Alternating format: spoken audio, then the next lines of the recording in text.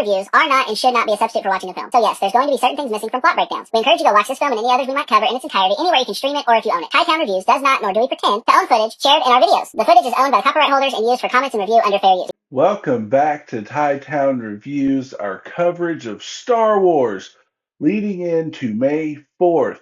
Hopefully, my schedule getting messed up doesn't get us off too much.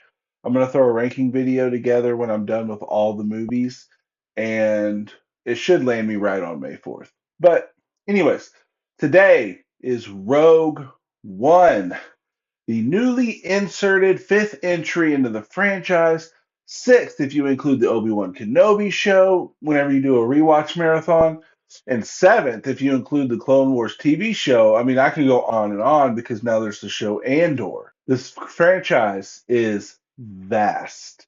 This one ties together the events mentioned in A New Hope about the Death Star plans, how they acquired them, and the sacrifices of those who did it.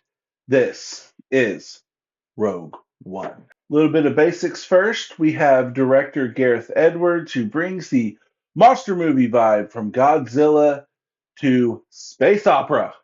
The score handled by Michael Giacchino, who stepped in after some reshoots bumped out the original composer Alexandre Desplat, and boy, does he nail these epic swells without just remixing John Williams. A little special cast note, obviously Darth Vader's in this film. James Earl Jones, of course, returned to voice Darth Vader because really, who else can?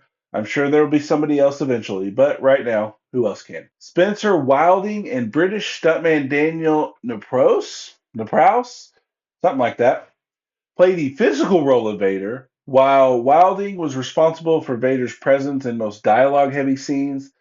Naprouse performed the character's more aggressive action sequences, most notably the scene of the movie.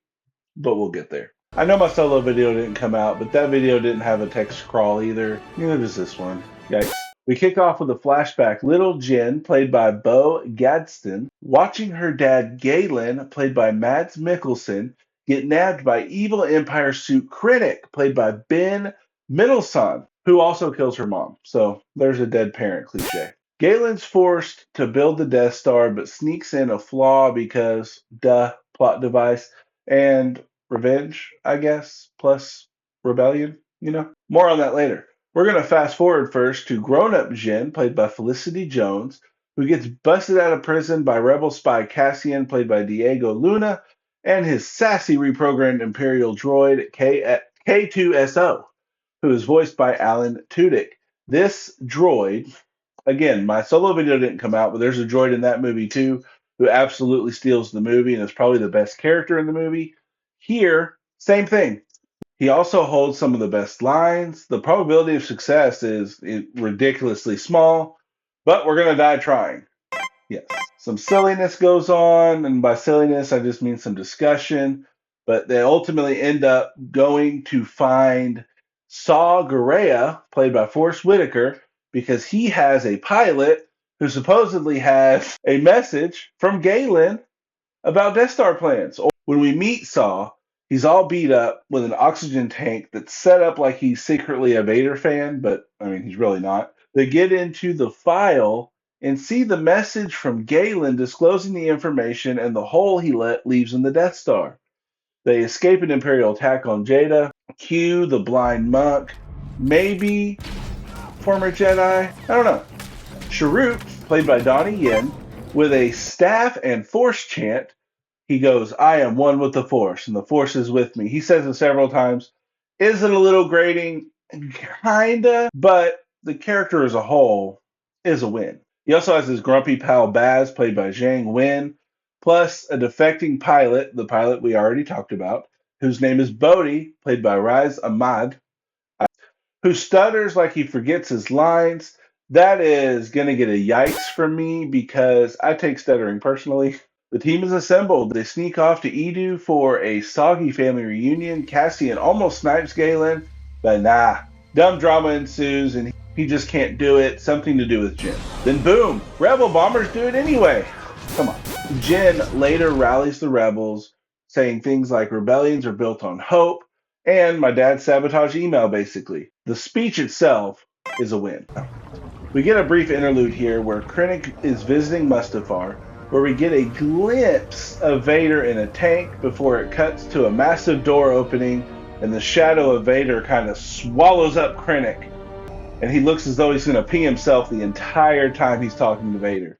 It ends with Vader force choking him and telling him to not choke on his aspirations. Oh my goodness, yes, sir. Off to Scarif we go for the heist of the century. Tropical planet Imperial Archive shields up. The ground team infiltrates while the space battle rages and the X-Wings and Star Destroyers crashing like drunk drivers. Here's where it gets real, though. The squad fights tooth and nail, sacrificing everything to beam those plans up. Shrute chants his way through blaster fire, which is epic. Boz goes down guns blazing after Shrute gets taken down. Bodhi fixes the comms just in time before tragedy. K2 holds the door like a boss droid. Cassian and Jin grab the data tape after a climb that's basically Mission Impossible in space. Don't even think about it. Tom Cruise? No, sir. But the Empire's not playing. Death Star fires a low yield shot, turning Scarif into a beach barbecue.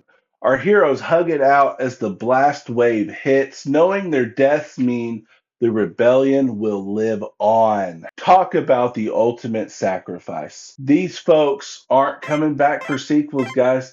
They die so Luke can blow up the big ball later. It's poignant, shows the cost of freedom in the galaxy, and sometimes there's no glory, just the guts to do what's right. But my goodness, are we not done yet? There's a cherry on top to this film. As the plans escape on a rebel ship, the hallway lights flicker. They go dark. It's eerily quiet, and you hear it. The breathing of the greatest villain of movie history. Bam! Darth Vader ignites his red lightsaber in the dark, slicing through rebels like a hot knife through butter. It's mind-blowing, it's terrific, it's pure terror, force chokes, deflection, bodies flying. Excuse me, did he just catch blaster fire mid-air and shoot it back at the rebel? Vader's like, you thought I was scary in the originals?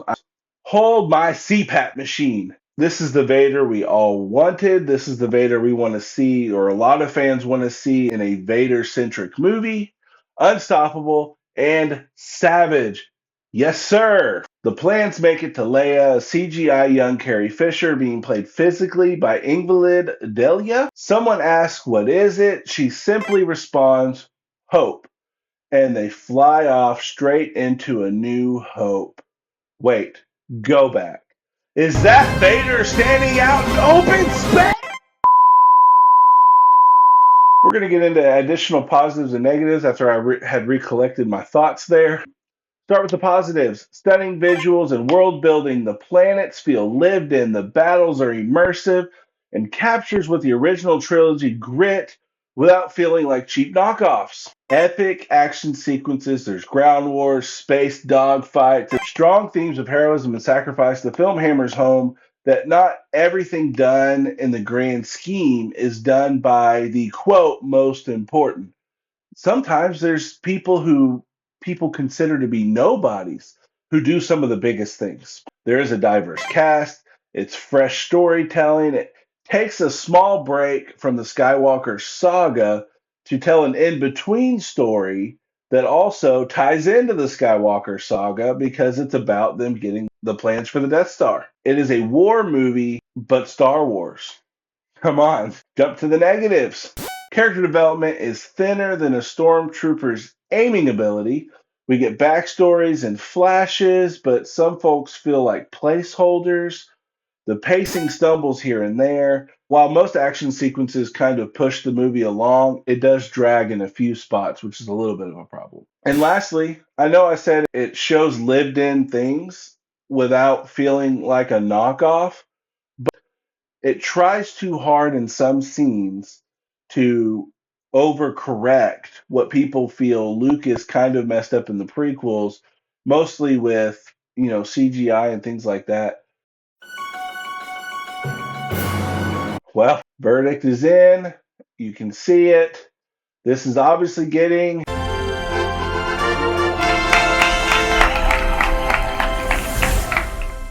Overall, Rogue One is a solid war flick in Star Wars clothes that honors the saga while standing alone. The sacrifices hit hard, reminding us that every hero story matters, even if it ends in boom. I give this 4.5 rebels peeing their pants seeing Vader in that dark hallway out of 5. What do you think? Drop your comments below.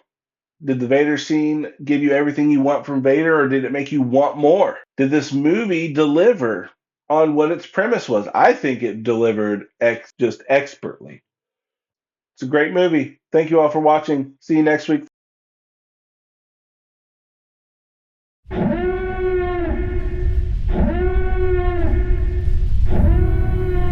The Jedi are extinct.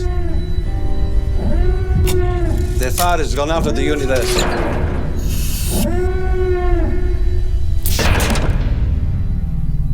We will crush the rebellion with one swift stroke.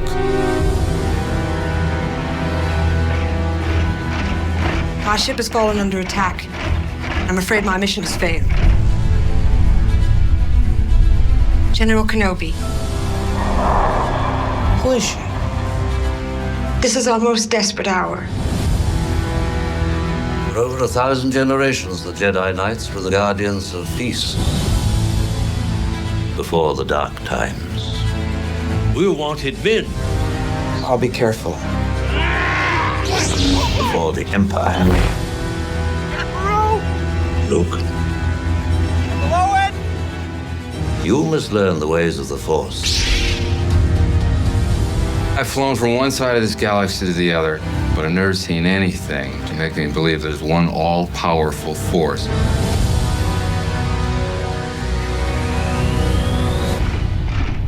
Red Leader, this is Base 1. Man your ships. And may the Force be with you.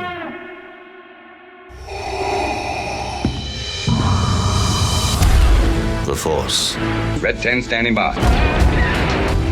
surrounds us, Red 3 standing by. penetrates us. Red 6 standing by. It binds the galaxy together. It's Red 5. I'm going in. Okay, hit it! You must do what you feel is right. I want to learn the ways of the Force and become a Jedi.